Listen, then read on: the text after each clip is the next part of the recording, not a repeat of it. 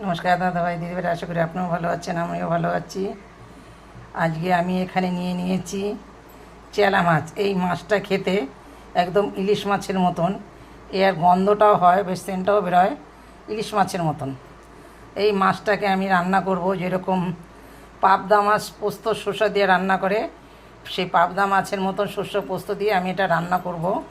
এখানে আমি নিয়ে নিয়েছি মাছের সঙ্গে একটু হলুদ, একটু লবণ, এটাকে ম্যাগনেট করে আমি রেখে দেবো। তার ভিতরে দিয়ে দেবো একটু সরষের তেল, যাতে মাছটা গায়ে না ফোটে। কেন তেলটা দিলে কি হয়, মাছটা সুন্দর গোটা গোটা উঠে যায়, ভাজতে সুবিধা হয়, মাছ একটু ভাঙে না। কিন্তু এই সরষের তেল দিলে পরা মাছটা ভালো করে মেখে নিলে হলুদ লবণের সঙ্গে মাছ কখনোই কিন্তু মাছ ভাঙে না, মাছটা ভালো ওঠে। আচ্ছা, আমার রান্নাটা আপনারা দেখতে থাকেন। আমার কড়াইটা কিন্তু গরম হয়ে গেছে। আমি কড়াইয়ের মধ্যে দিয়ে দেবো সরষের তেল।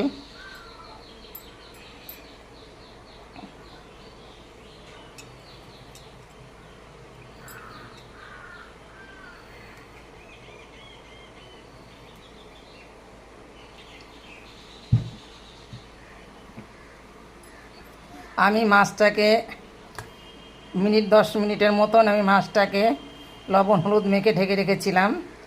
এখন মাছটাকে আমি ভেজে নেব।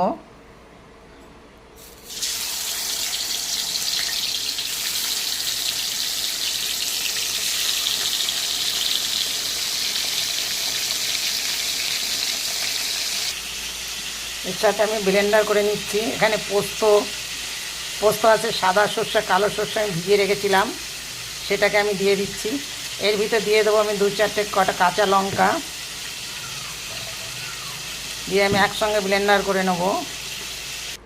আমি মাছটা কিন্তু ভেজে নিয়েছি, সম্পূর্ণ মাছটা আমি ভেজে নামিয়ে নিয়েছি। এরপর তেলের পর দিয়ে দেবো একটা শুকনো লঙ্কা, তারপরে দিয়ে দেবো একটু কালো জিরা, 2-4টে কালো জিরা অল্প একটুখানি দিয়েছি, বেশি একটা দেবো না। এরপরে আমি দিয়ে দিচ্ছি একটু আদা কুচি। এই দেখুন, আদাটা কিন্তু আমি একদম ঝিরঝির করে কেটেছি চাকুতে, একদম ঝিরঝির করে কেটেছি। এরপরে দিয়ে দেবো একটু পেঁয়াজ কুচি।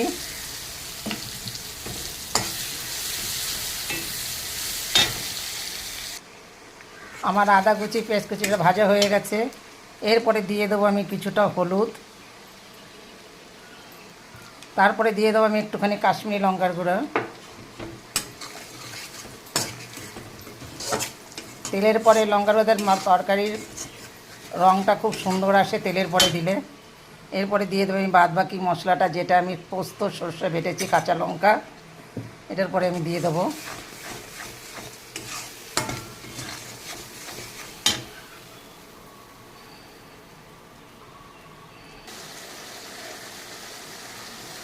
এখানে আমি একটুখানি টমেটোমের সস দিয়েছি, একদম 1 চামচির মতন কিন্তু আমি টমেটোমের সস দিয়েছি। এখানে আমি টমেটো কুচিও দেইনি, টমেটো বাটাটাও দেইনি, কিন্তু এখানে আমি টমেটোমের সস সেটা আমি ব্যবহার করেছি আজকে। আমার মশলাটা ভাজা হয়ে গেছে।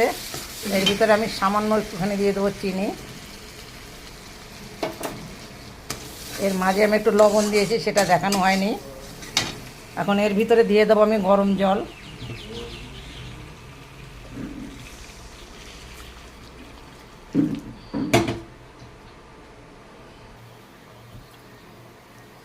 এখন আমার একটা জাল হয়ে গেছে। আমি যে ভেজে রেখেছিলাম মাছগুলো দিয়ে দেবো। দিয়ে আমি 2 থেকে 3 মিনিট আমি যে ফুটিয়ে নেব।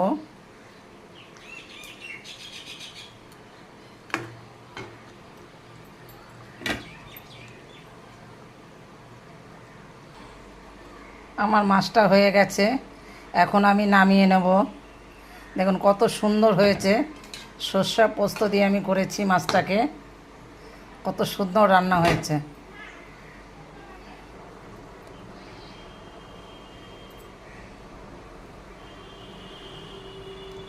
আমি মাছটাকে নামিয়ে নিয়েছি। আমার এই ভিডিওটা দেখে আপনারা দয়া করে একটা লাইক কমেন্ট আমাকে শেয়ার করবেন, তাতে আমি খুব খুশি হব। আমার এই মাছটা দেখে একটু দয়া করে একটু লাইক কমেন্ট শেয়ার করবেন, তাতে আমি খুব খুশি হব।